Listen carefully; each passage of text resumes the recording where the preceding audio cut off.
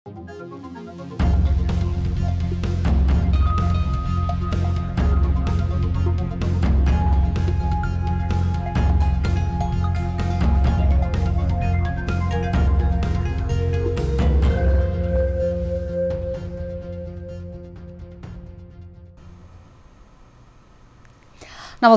यो news 24 television prime time न्यूजमा स्वागत छ। माघ 21 गते भएको बैतडीकी भागीरथी भट्टको हत्या प्रकरणको पटाक्षेप भएको छ। प्रहरीले आफूलाई यो प्रकरणमा यति चाँडै अब्बल बनाउला भन्ने आशा कमैमा थियो, किनभने भागीरथीको नियति निर्मला पन्तकै बन्ने हो कि भन्ने पिरलो चौतर्फी थियो। तर अपराधी भेटियो, सार्वजनिक पनि गरियो र कारबाही प्रक्रिया अगाडि बढाउन थप अनुसन्धानका लागि भन्दै अदालतबाट म्याद थप पनि गरियो। भागीरथीको पोस्टमार्टम रिपोर्ट गरिदा उनीमाथि बलात्कारपछि हत्या भएको प्रष्ट प्रमाण भेटिएको छ। तर आरोपी दिनेश भट्टले भने बलात्कार नगरेको दाबी गरेका छन्। कुरा यतिमा मात्रै भने टुङ्गिँदैन। अब कारबाही कस्तो हुने हो त्यसमा निर्भर हुन्छ, किनभने धेरै कुकर्मीहरूको औँला अब काप्ने भएको छ। धेरै दुष्कर्मीहरूको आँट हतोत्साही बनाउनै पर्ने भएको छ। छोरी जन्माउनु दुर्भाग्य मान्नुपर्ने अवस्था आएको यो समाजमा छोरीहरू सुरक्षित रहन सक्छन् भन्ने सन्देश दिनुपर्ने भएको छ। अब प्राइम टाइम न्यूजका हेडलाइन्स। बैतडी प्रहरीद्वारा भागीरथी भट्टको हत्या, आरोपी दिनेश भट्ट सार्वजनिक। बलात्कारको पुष्टि भए पनि बलात्कार नगरेको आरोपीको दाबी, अनुसन्धानका लागि अदालतद्वारा म्याद थप।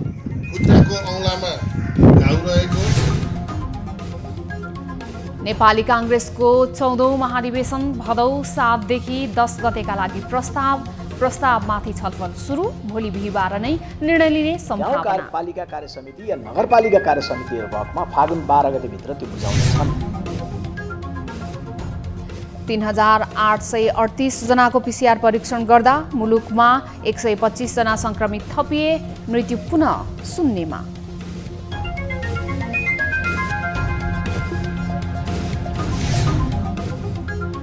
चिकित्सकहरूको परीक्षण शुल्क एकतर्फी रूपमा नै बढाइयो। अब बिरामीले न्यूनतम 370 देखि अधिकतम 825 रुपैयाँसम्म शुल्क तिर्नुपर्ने।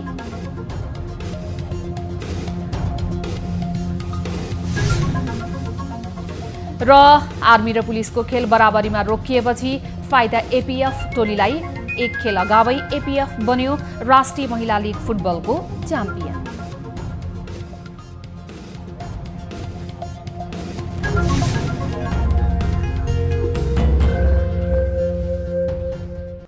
हामी निरन्तर न्यूजमा छौं। गुल्मीको रेसुङ्गा नगरपालिका वडा नम्बर 14 मा जीप दुर्घटना हुँदा 3 जनाको मृत्यु भएको छ। लु 1988 नम्बरको जीप दुर्घटना हुँदा 1 जनाको घटनास्थलमा र अन्य 2 जनाको उपचारको क्रममा सदरमुकाम स्थित तमघास अस्पतालमा मृत्यु भएको जानकारी प्राप्त भएको छ। जिल्ला प्रहरी कार्यालय गुल्मीका प्रवक्ता डीएसपी पुरुषोत्तम प्रकाश पाण्डेका अनुसार 7 यात्रुको उपचार भइरहेको र उनीहरूको मध्ये केहीको अवस्था गम्भीर भएको पनि बताइएको छ। यस विषयमा थप जानकारी लिन्छौं। थप जानकारीका लागि हाम्रा टिभी जर्नलिस्ट प्रेम सुनार यतिखेर प्रत्यक्ष टेलिफोन सम्पर्कमा हुनुहुन्छ। प्रेम, जीप दुर्घटना भएको छ। हामीले 3 जनाको मृत्यु भएको समाचार प्राप्त गरेका छौं। मृतक र घाइतेबारे थप जानकारी के छ प्रेम?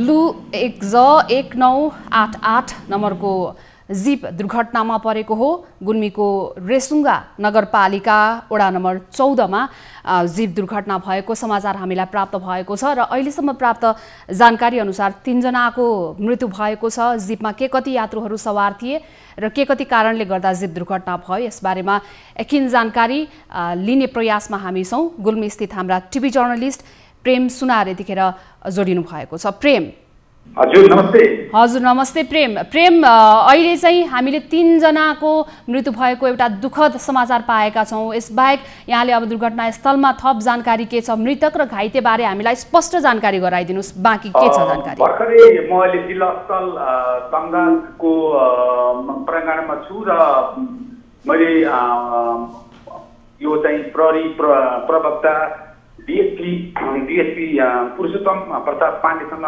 बुझ्दा त्यही घटनास्थल जिल्ला प्रहरी कार्यालयमा बुझ्दाखेरि 3 जनाको मृत्यु भइसकेको र 7 जना 8 जना जति घाइते भएको भन्ने कुरो मैले जानकारी भर्खरै पाएको छु। अहिले यहाँ जिल्लासम्म कयौं मानिसहरूसम्म आउनु भएको छ र मृतकको नाम चाहिँ खुल्न सकेको छैन। अहिले अस्तव्यस्त छ, रोइरहनु भएको छ आफन्तजनहरू र त्यो घाइतेहरूलाई ल्याउने क्रम चाहिँ जारी छ अहिले पनि।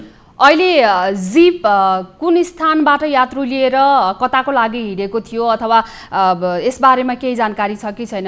हो, सदरमुकाम तमदासबाट पराल्मी रेसुङ्गा नगरपालिका 14 साबिक पराल्मी गाविसतर्फ जाँदै थियो।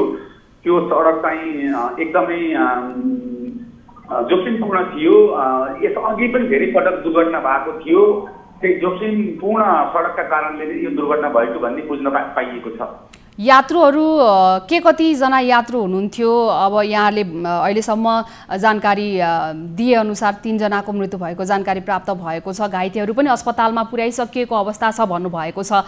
अझै पनि के कति यात्रुहरू हुनुहुन्थ्यो? सबै घाइतेहरूलाई उद्धार गरेर अस्पताल लगिसकेको अवस्था हो अथवा उद्धारको क्रममा अझै पनि जारी रहेको अवस्था छ? के छ, प्रहरीले के जानकारी दिएको छ यस सम्बन्धमा? प्रहरीले जानकारी दिए अनुसार चाहिँ 10 देखि 11 जना भनिए पनि अब कहिले बीच बाटोबाट चढ्छन्, हुन सकेको छैन हैन। अहिले भर्खरै मैले एम्बुलेन्समा 1 जना महिला र उनको एउटा बालिका एम्बुलेन्समा लिएको देखेँ। यसअघि लेखियो भनेको थियो 7 जना लेखियो भनेको थियो। फेरि थपिँदै गर्दाखेरि अरू 14-15 जना थपिएका हुन् कि भन्ने आशंका छ। यति पुष्टि हुन चाहिँ बाँकी छ। कुन अस्पतालमा भन्नुभयो? घाइतेहरू कुन अस्पतालमा राखिएको छ? तमदासमा उहाँहरू चाहिँ अहिले आउनु भएको छ। यहाँ उपचार हुनेहरूलाई उपचार गराइन्छ, त्यसपछि पाल्पा वा बुटोलतिर पठाउन सकिने बताइएको छ। भर्खरै मैले डाक्टर यहाँको मेडिकल सुपरिन्टेन्डेन्टलाई मैले भेटेको थिएँ।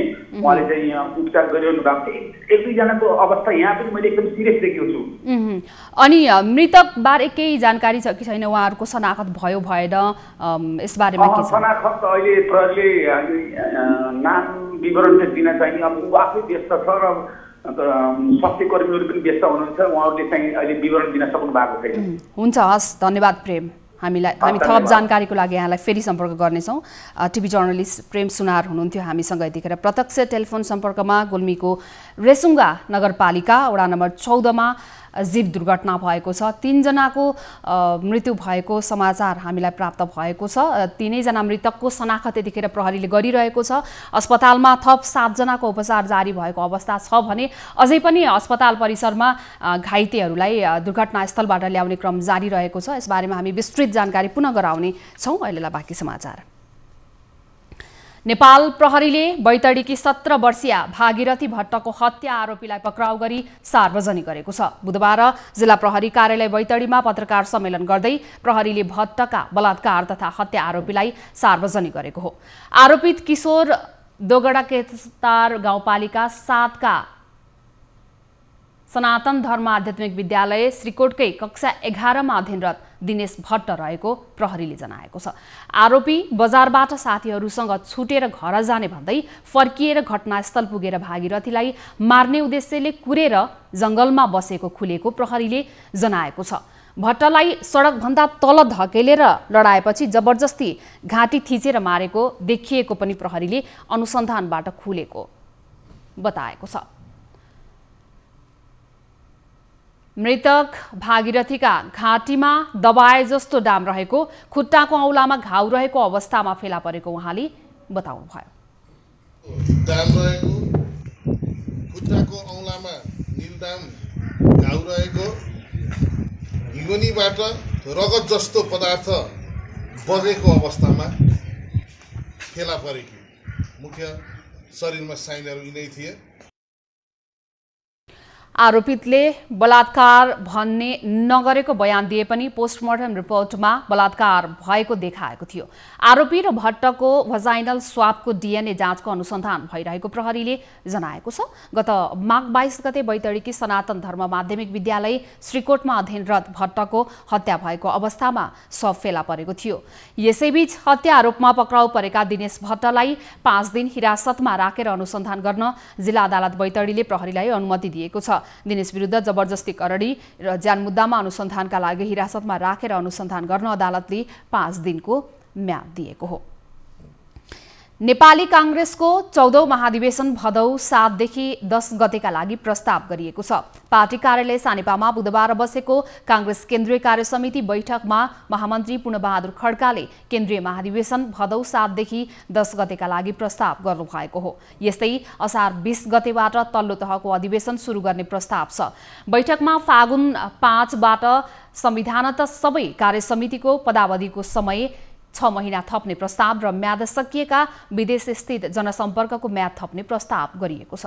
प्रस्तावमाथि बुधबारबाट छलफल सुरु भएको बिहीबार पनि छलफल हुने कांग्रेस प्रवक्ता विश्वप्रकाश शर्माले जानकारी दिनुभयो। यस्तै क्रियाशील सदस्यता बुझाउने अन्तिम मिति ओडाले फागुन 12 गते पालिकालाई, 16 गते पालिकाले क्षेत्रीय कार्यसमितिलाई, 28 गते क्षेत्रीय कार्यसमितिले जिल्लालाई, चैत्र 10 गते जिल्लाले केन्द्रीय समितिलाई बुझाउने प्रस्ताव बैठकमा गरिएको उहाँले बताउनुभयो।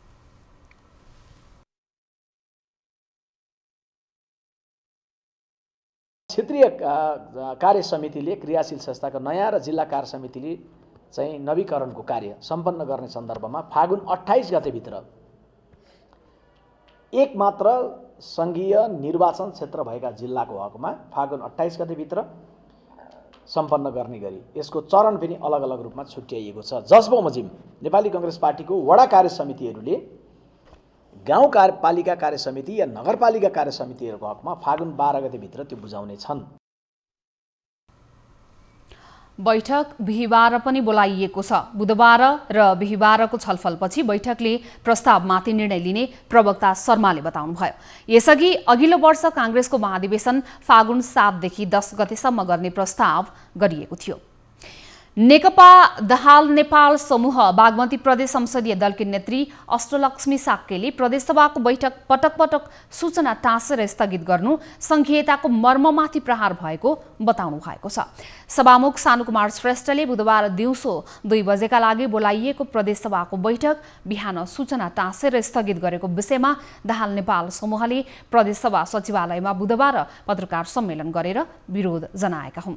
अल्पमतमा रहेको सरकारको दबावमा आएर सभामुखले प्रदेशसभाको बैठक पटक पटक स्थगित गर्नु संघीयता मर्ममाथिको प्रहार भएको नेत्री साक्यको ठहर छ।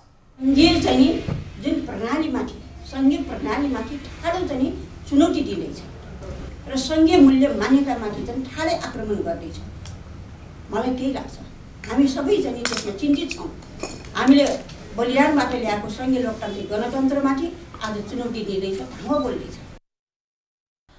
मंगलबार दाहाल नेपाल समूहको दबाव र सर्वदलीय बैठक पश्चात प्रदेशसभा सञ्चालन गर्ने प्रतिबद्धता जनाएका सभामुख श्रेष्ठले सत्तापक्षको दबावका कारण पुनः बैठक स्थगित गरेको नेत्री साक्यको टिप्पणी छ। मुख्यमन्त्री डोरमणि पौडेल विरुद्ध पुस 10 गते प्रदेशसभामा दर्ता भएको अविश्वासको प्रस्ताव माघ 9 गते प्रदेशसभामा टेबल भएको थियो। प्रदेशसभामा अविश्वासको प्रस्ताव टेबल गरिएपछि प्रदेशसभाको बैठक 2 पटक सूचना टाँसेर स्थगित भइसकेको छ। नेकपाको दाहाल नेपाल समूहले आज 4थो चरणको आन्दोलन थाल्दैछ। प्रधानमन्त्री केपी शर्मा ओलीको सिफारिसमा राष्ट्रपतिले प्रतिनिधि सभा विघटन गरेको कदमलाई प्रतिगमन भन्दै दाहाल नेपाल समूह पुस 5 पछि आन्दोलित छ। 4थो चरणका कार्यक्रम अन्तर्गत आजदेखि 21 गतेसम्म जिल्ला स्तरीय विरोध प्रदर्शन, सभा लगायतका विरोध कार्यक्रम हुनेछन्। भोलि राजधानीको टुडी खेलमा मानव साङ्लोले घेर्ने कार्यक्रम छ। कार्यक्रम अन्तर्गत फागुन 7 मा सबै वडामा विरोध गरिने प्रवक्ता नारायण काजी श्रेष्ठले जानकारी दिनुभयो। फागुन 7 देखि 15 गतेसम्म सार्वजनिक स्थलहरूमा हस्ताक्षर सङ्कलन गर्ने उहाँले बताउनुभयो। पुस 5 मा प्रधानमन्त्री केपी शर्मा ओलीले प्रतिनिधि सभा विघटन गरेपछि दाहाल नेपाल समूह आन्दोलनमा छ। यो समूहले गत माघ 28, माघ 9 र पुस 13 मा काठमाडौँमा प्रदर्शन गरेको थियो। काठमाडौँ बाहिर प्रदेश 1 को विराटनगर, बुटवल, सुर्खेत र धनगढीमा पनि प्रदर्शन र विरोध भएको थियो। कोरोना महामारीका कारण ढिलाइ भएको मोरङको विराटनगरदेखि रतुवामाईसम्मको हुलाकी राजमार्ग निर्माणलाई तीव्रता दिइएको छ। निर्माण सुरु भएको 15 महिनामा करिब 15% मात्र काम सम्पन्न भएपछि निर्माण कार्यलाई तीव्रता दिएको हुलाकी राजमार्ग निर्देशनालय योजना कार्यालय इटहरीले जनाएको छ। करिब 42 किलोमिटर लामो सो सडक खण्ड 4वटा प्याकेजमा निर्माण भइरहेको छ। लकडाउनका कारण निर्माण कार्य प्रभावित भएकाले केही ढिलाइ भए पनि तोकिएको समयमा नै निर्माण सम्पन्न गरिने हुलाकी राजमार्ग निर्देशनालय योजना कार्यालय इटहरीका इन्जिनियर शिवराम देवले जानकारी दिनुभयो।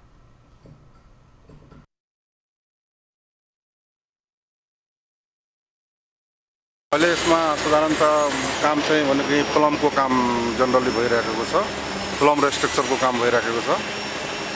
काम चाहिँ त्यति फास्ट जति हुनुपर्ने हो त्यति चाहिँ भएको छैन। अलि हामीले हेर्दाखेरि जति हामीले अपेक्षा गरेका थियौँ त्यति ठेकेदार साहबहरूले गरिसक्नु भएर छैन, अलिकति स्लो नै छ। त्यही प्लमको काम चाहिँ जनरली अहिले यो प्याकेजमा चाहिँ भइरहेको छ। 2 अर्ब 97 करोड रुपैयाँ लगानीमा निर्माण भइरहेको विराटनगर रतुवामाई खण्डको हुलाकी राजमार्ग निर्माण कार्य 2076 कार्तिकमा सुरु भएको थियो। 3 वर्षभित्रमा निर्माण सम्पन्न गर्ने सम्झौता ठेकेदारसँग भएको छ। मुलुकमा थप 125 जनामा कोरोना भाइरस कोभिड-19 संक्रमणको पुष्टि भएको छ, जसमा महिलाको संख्या 48 र पुरुषको संख्या 77 रहेको छ। पछिल्लो 24 घण्टामा 3838 जनाको कोरोना परीक्षण गर्दा सो संख्यामा संक्रमित थपिएका हुन्। स्वास्थ्य तथा जनसंख्या मन्त्रालयका अनुसार पछिल्लो 24 घण्टामा देशका विभिन्न भागमा 125 संक्रमित थपिएसँगै नेपालमा संक्रमितको कुल संख्या 2,73,070 पुगेको छ। यसैगरी काठमाडौँ उपत्यकामा पछिल्लो 24 घण्टामा थप 60 जना संक्रमित फेला परेका छन्। मन्त्रालयका अनुसार काठमाडौँ उपत्यकामा 27 जना महिला र 33 जना पुरुष गरी 60 जनामा कोरोना भाइरसको संक्रमण पुष्टि भएको हो। यो सँगै काठमाडौँ उपत्यकामा संक्रमितको कुल संख्या 1,27,712 पुगेको छ। यस्तै कोरोना भाइरस कोभिड-19 को संक्रमणबाट पछिल्लो 24 घण्टामा देशभर 91 जना निको भएर घर फर्किएका छन्। स्वास्थ्य तथा जनसंख्या मन्त्रालयका अनुसार पछिल्लो 24 घण्टामा देशभरबाट 91 जना निको हुँदा डिस्चार्ज हुनेहरूको कुल संख्या 2,69,394 पुगेको छ। त्यस्तै देशभर सक्रिय संक्रमितहरूको संख्या 1,621 रहेको छ। यसैगरी क्वारेन्टिनमा रहनेको संख्या 72 रहेको छ। पछिल्लो 24 घण्टामा देशभर 3,838 जनाको PCR परीक्षण हुँदा हालसम्म कुल 21,27,789 जनाको PCR परीक्षण भएको छ। यसैगरी पछिल्लो 24 घण्टामा कुनै पनि संक्रमितको मृत्यु भएको छैन। हालसम्म नेपालका कोरोना संक्रमणबाट मृत्यु हुनेको संख्या 2055 रहेको छ। हामीसँग न्युजहरू अझै बाँकी छन्, अहिलेलाई ब्रेक।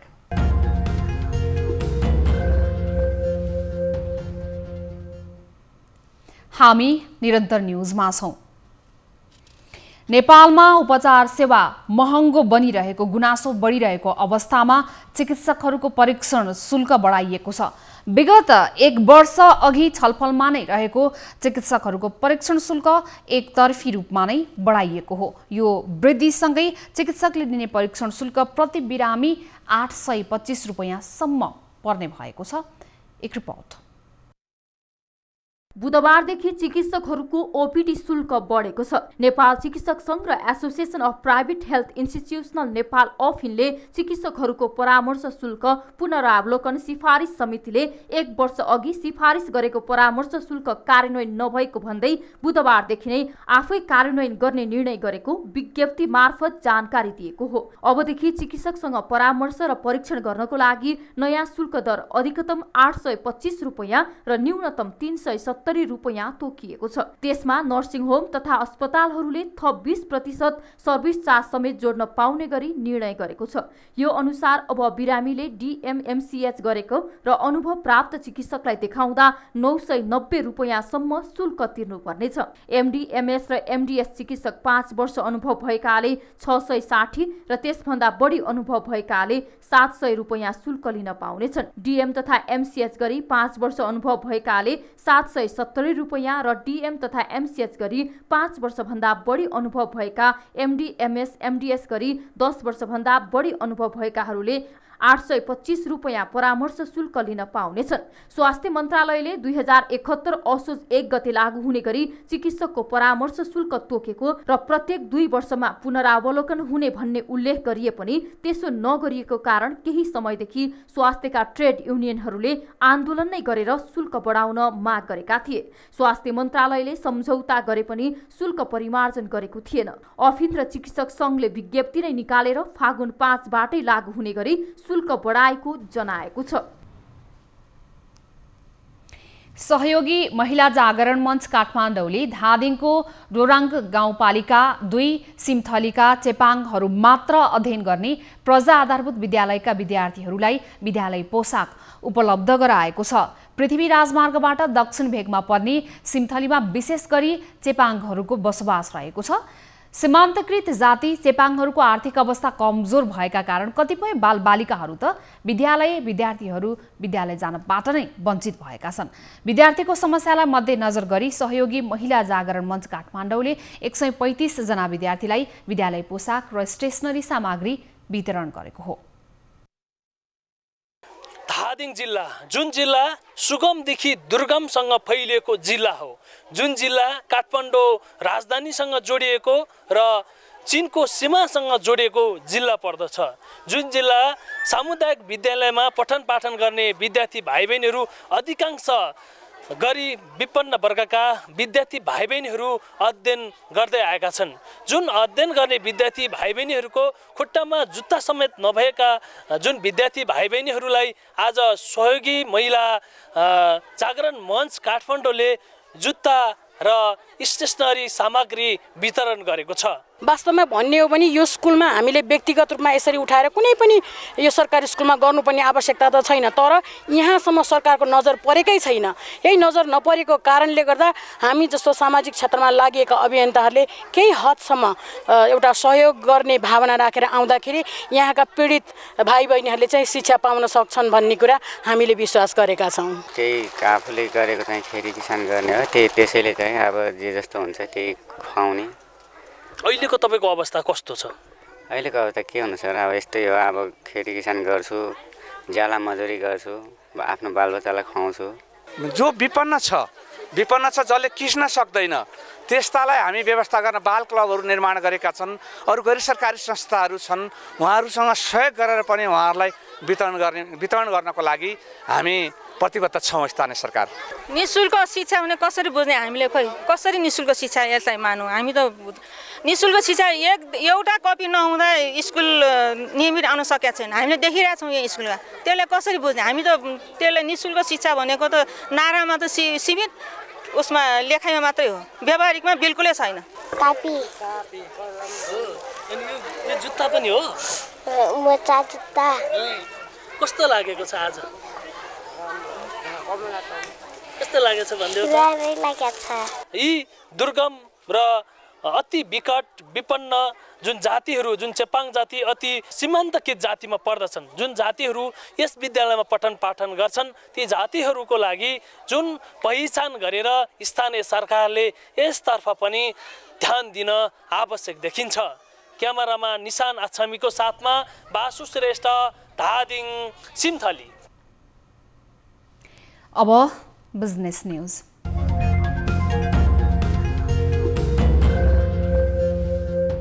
अर्थ मन्त्रालयका राजस्व सचिव रामशरण बुढासैनीले कोरोनाले पारेको प्रभावलाई न्यूनीकरण गर्न आर्थिक पुनरुत्थानलाई प्राथमिकतामा राखेको बताएका छन्। बुधबार आन्तरिक राजस्व विभाग र नेपाल चेम्बर अफ कमर्सले आयोजना गरेको कर प्रणालीमा भएका समसामयिक सुधार एवं आर्थिक ऐन 2077ले व्यवस्था गरेका छुट तथा सुविधा सम्बन्धी अन्तर्क्रिया कार्यक्रममा राजस्व सचिव बुढासैनीले राजस्व तथा कर असुली प्रक्रियालाई प्रभावकारी बनाउने बताएका हुन्। सचिव बुढासैनीले राजस्वको संरचना परिवर्तन गरेपछि भन्सार कर घट्दै गएको र आयकरको दायरा बढ्दै गएको भन्दै आफ्नो करको निर्धारण आफै गर्ने व्यवस्था पनि प्रभावकारी भएको बताए। कोरोना महामारीका बीच निजी क्षेत्रले नेपालको आपूर्ति प्रणाली र राजस्वमा गरेको योगदान सकारात्मक रहेको भन्दै सबै प्रकारका आर्थिक गतिविधिमा निजी क्षेत्रलाई सहभागी गराउने नीति रहेको जानकारी दिए।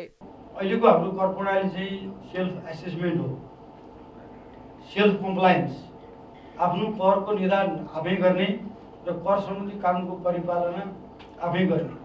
र त्यही भएर यहाँहरूले पेश गरेको विवरणको लगभग 2-3% मात्रै छनौटको आधारमा अडिट होला, होइन भने 98% जति सबै विवरणहरू यहाँले जे पेश गर्नुभएको छ त्यही सदर हुन्छ।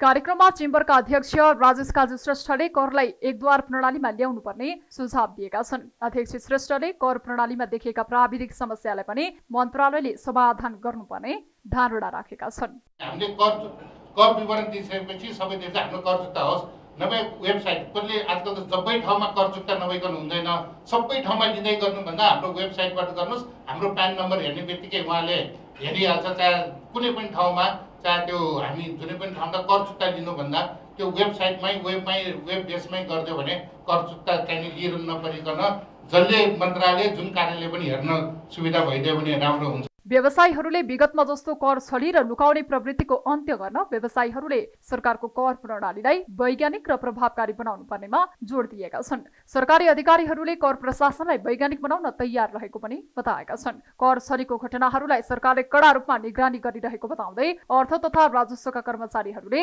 राजस्व असुलीलाई प्रभावकारी बनाउन गम्भीरतापूर्वक लिएको बताएका छन्। कर प्रशासन निजी क्षेत्र मैत्री हुनुपर्ने भन्दै व्यवसायीहरूले भने सरकारलाई करको दायरा बढाउन सुझाव दिएका छन्। उद्यमी व्यवसायीहरूले कर प्रणालीमा भएका समसामयिक सुधार एवं आर्थिक ऐन 2077ले व्यवस्था गरेका छुट तथा सुविधालाई सहज बनाउनु पर्नेमा जोड दिएका छन्।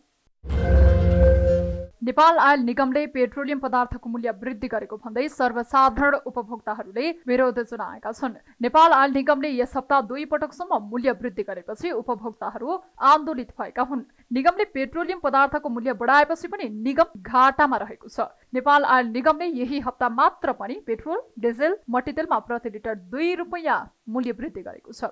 खाना पकाउने ग्यासमा प्रति सिलिन्डर 25 रुपैयाँ वृद्धि गरिएको छ। त्यसैगरी हप्ताको दोस्रो पटक पनि निगमले पेट्रोल, डिजेल, मट्टीतेल, हवाई इन्धनमा मूल्य बढाएको छ। निगमले अन्तर्राष्ट्रिय बजारमा मूल्य वृद्धि भएको भन्दै हप्तामा 2 पटकसम्म मूल्य बढाएको हो। नेपाल आयल निगमले अन्तर्राष्ट्रिय बजारमा मूल्य वृद्धि भएको कारण बजारको मूल्य बढाइएको जनाएको छ।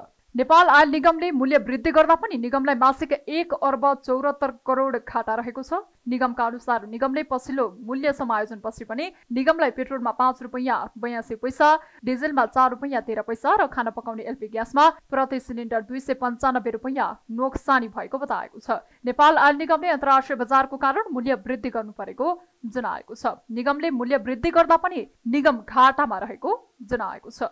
मूल्य आइसकेपछि एउटा जुन छ त्यसको आधारमा यो सबै चिजहरू भएको हो होइन, र निगमले चाहिँ भनौँ न यो मूल्य बढेर आउँदाखेरि चाहिँ केही समायोजन त्यही हिसाबले चाहिँ अलिकति समायोजन गर्ने गरेको छ भने घटेर आउँदाखेरि घटाउने पनि त गरेको छ नि त।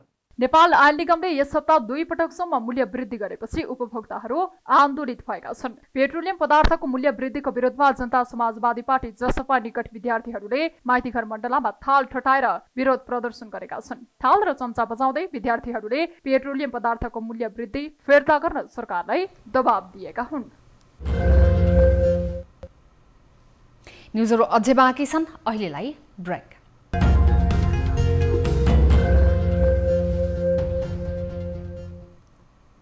हामी निरन्तर न्युजमा छौं। अब स्पोर्ट्स न्युज।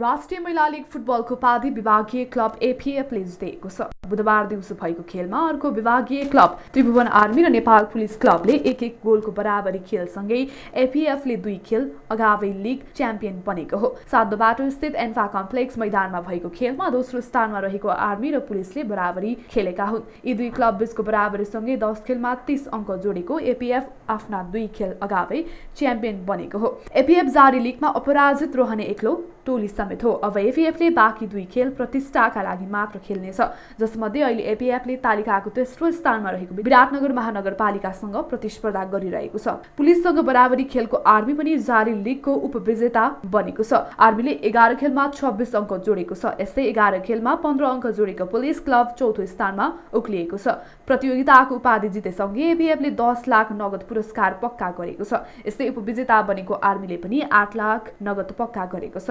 अब प्रतियोगितामा तेस्रो हुनेले 5 लाख तथा चौथो हुनेले 3 लाख प्राप्त गर्नेछन्। रूपन्देहीको भैरवामा जारी Nepal telecom Rupandehi super league cricket प्रतियोगिताको अन्तर्गत बुधबार भएको डिभिजन बी को खेलमा बुटवल राइनोजले शङ्करनगर क्रिकेट क्लबलाई 2 विकेटले पराजित गर्दै डिभिजन ए मा प्रवेश गरेको छ। सिद्धार्थ रङ्गशालामा टस जितेर ब्याटिङमा आएको शङ्करनगरले निर्धारित 50 ओभरको खेलमा 41.4 ओभरमा सबै विकेट गुमाउँदै 152 रनको योगफल बनायो। उसका लागि विराट भण्डारीले 52 र कृष्ण सेनले 23 रन बनाए। बलिङमा बुटवलका राहुल साहनीले 10 ओभरमा 1 मेडन राख्दै 36 रन खर्चेर 4 विकेट लिए। यस्तै अब्दुल नसिस, ईश्वर खनाल र सन्दीप बस्यालले समान 2-2 विकेट लिए। जवाफी ब्याटिङ गरेको बुटवलले 40 ओभरमा 4 विकेटको क्षतिमा 154 रन बनाउँदै लक्ष्य भेटाए। उसको जितमा सञ्जु बोहराले 23, राहुल साहनीले 22 र मन्जिर भुसालले नट आउट 18 रनको योगदान दिए। बलिङमा शङ्करनगरका अखिलेश यादवले 3, अमित तामाङ र कृष्ण सेनले समान 2-2 विकेट लिए। Rahul Sahni man of the match भई पुरस्कृत भए। बिहिबार तिलोत्तमा क्रिकेट क्लब र साई ग्लोबल क्रिकेट क्लब बीच प्रतिस्पर्धा हुने आयोजक संस्था रूपन्देही क्रिकेट सङ्घले जनाएको छ।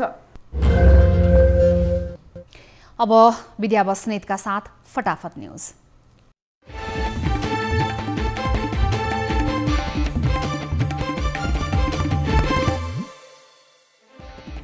बागरथीको बलात्कार तथा हत्याका अभियुक्त सार्वजनिक पक्राउ पर्नेमा सहपाठी दिनेश भट्ट पारिवारिक प्रतिशोधले बलात्कार गरेको आरोपीको बयान।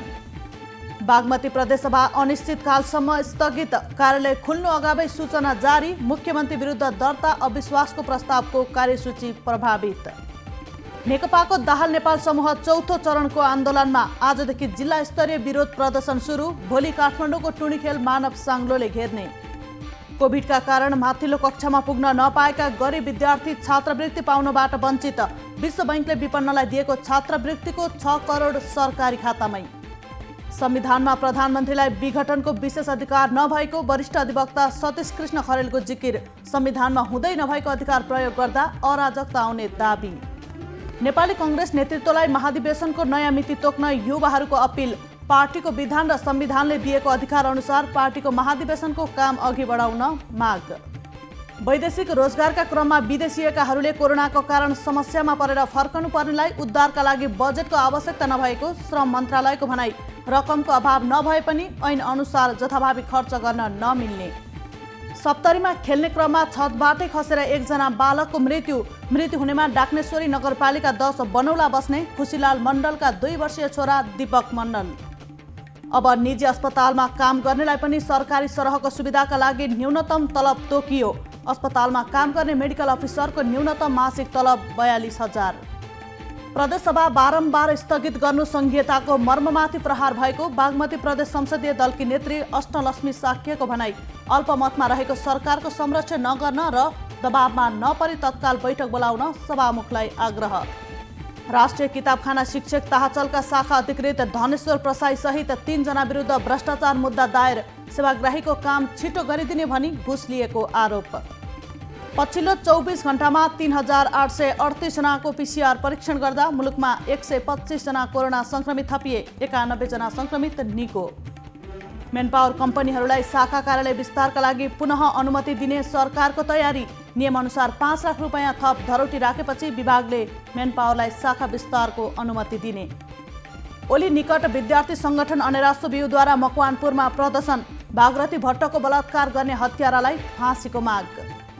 कालीकोटमा सडक निर्माणमा खटिएका 1 मजदुरको ढुङ्गाले च्यापिएर मृत्यु हुनेमा पचाल झरना गाउँपालिका 3 की 47 वर्षीय बिउरा ऐडी। कारोबार मापक नेप्से परिसूचक करिब 10 अङ्कले बढ्यो, बैंकमा लगानीकर्ताको आकर्षण कायमै। आगामी फागुन 23 गतेदेखि 60 वर्षमाथिका ज्येष्ठ नागरिकलाई कोभिड-19 विरुद्धको खोप दिने सरकारको तयारी, 20 लाख खोप सेरम इन्स्टिच्युट अफ इन्डियासँग खरिद गरेर ल्याउँदै। आज सुनको भाउ तोलामा 1100 रुपैयाँले घट्यो, तोलाको 89,800 रुपैयाँमा कारोबार, चाँदीको भाउ पनि प्रति तोला 20 रुपैयाँले कम। राष्ट्रिय महिला लीग फुटबलको उपाधि विभागीय क्लब एपीएफलाई, अर्को खेलमा विभागीय क्लब त्रिभुवन आर्मी र नेपाल पुलिस क्लबको 1-1 गोलको बराबरी। यूईएफए च्याम्पियन्स लिगमा पीएसजीको शानदार जित, बार्सिलोना 4-1 गोल अन्तरले पराजित, लिभरपुलले पनि आरबी लेप्जिगलाई हरायो। कोरियामा भिसा सकिएका नेपालीले थप 13 महिना काम गर्न पाउने, अस्थायी मौसमी कामदारको रूपमा गत वर्ष 79,000 को प्रवेशाज्ञा थप गर्ने तयारी। म्यानमारको सेनाले नेत्री आङ सान सुकीमाथि लगायो फेरि अर्को आरोप, हिरासतको समय लम्बिने सङ्केत। भारतको मध्य प्रदेशमा भएको बस दुर्घटनामा मृत्यु हुनेको सङ्ख्या 51 पुग्यो। 7 जनाको सकुशल उद्धार गरिएको छ भने 4 जना अझै बेपत्ता। र अमेरिकाका मध्य तथा दक्षिणी राज्यमा आएको हिम आँधीमा परि 23 जनाको मृत्यु। टेक्सासमा आपतकाल घोषणा।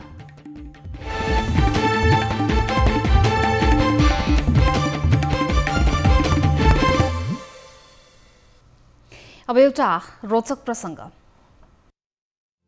ठाउँ र समुदाय अनुसार विवाहका परम्पराहरू फरक छन्। तीमध्ये कतिपय परम्परा असाधारण हुन्छन्, जसलाई विश्वास गर्नै कठिन हुन्छ।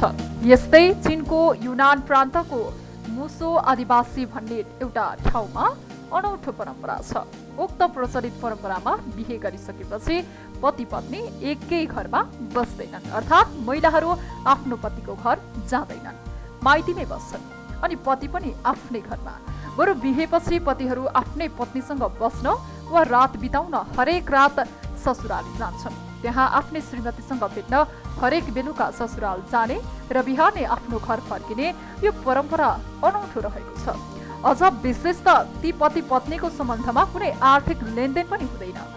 दुई मध्ये यदि कसैलाई चित्त बुझेन भने पनि सम्बन्ध तोड्ने छुट उनीहरूलाई हुन्छ। त्यसैगरी उनीहरूबाट जन्मिएका बालबच्चा हुर्काउन वा लालन पालन गर्ने जिम्मेवारी बाबुको काममा हुँदैन। यो काम पनि महिलाले नै गर्छन्। यो आदिवासी समुदायमा कुनै महिलाले बच्चा जन्माएपछि हुर्काउने पढाउने जिम्मेवारी महिलाकै माइती पक्षले गर्ने परम्परा छ। अब प्राइम टाइम न्यूज सक्नु अघि अहिलेसम्मका हेडलाइन्स फेरि एकपटक। बैतडी प्रहरीद्वारा भागीरथी भट्टको हत्या आरोपी दिनेश भट्ट सार्वजनिक। बलात्कारको पुष्टि भए पनि बलात्कार नगरेको आरोपीको दाबी। अनुसन्धानका लागि अदालतद्वारा म्याद थप। नेपाली काङ्ग्रेसको 14औं महाधिवेशन भदौ 7 देखि 10 गतेका लागि प्रस्तावमाथि छलफल सुरु।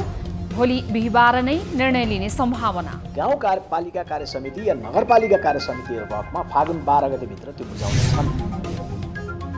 3838 जनाको PCR परीक्षण गर्दा मुलुकमा 125 जना संक्रमित थपिए। मृत्यु पुनः शून्यमा।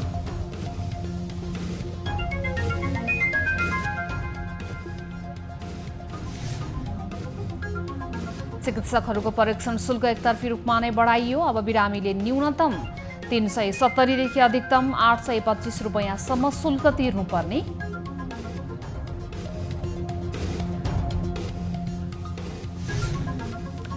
र आर्मी र पुलिसको खेल बराबरीमा रोकिएपछि फाइदा एपीएफ टोलीलाई एक खेल अगावै एपीएफ बन्यो। राष्ट्रिय महिला लीग फुटबलको च्याम्पियन।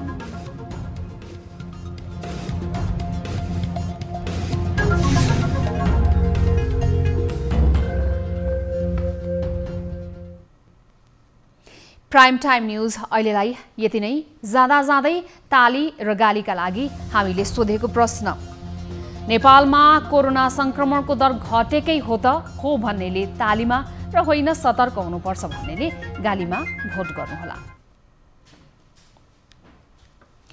थप न्यूजका लागि हाम्रो वेबसाइट www.news24nepal.com हेर्नुहोला। साथै हामीलाई फेसबुक, ट्विटर र युट्युबमा पनि फलो गर्न सक्नुहुन्छ। यस्तै मोबाइल, भाइबर वा इमेलबाट न्यूज24 को हेल्प डेस्कमा केही समस्या र गुनासोहरू छन् भने टिपाउन सक्नुहुनेछ। हामी निरन्तर न्यूजमा छौं। नमस्ते।